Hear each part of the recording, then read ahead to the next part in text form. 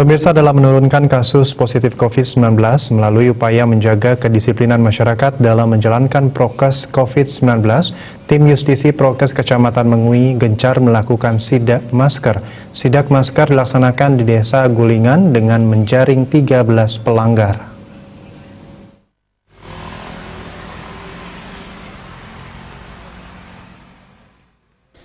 Jajaran tim Justisi Penindakan Prokes Kecamatan Mengui yang terdiri atas unsur TNI, Polri, Satpol PP, Linmas Desa Gulingan, dan staf Desa Gulingan dengan jumlah kurang lebih 27 personel melaksanakan sidak masker di Desa Gulingan, tepatnya di perempatan Jalan Banjarbadung menuju Desa Bahe.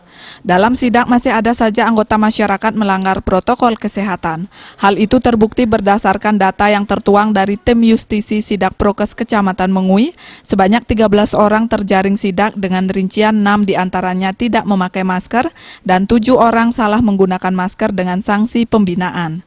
Sidak masker ini gencar dilaksanakan untuk menekan penyebaran COVID-19.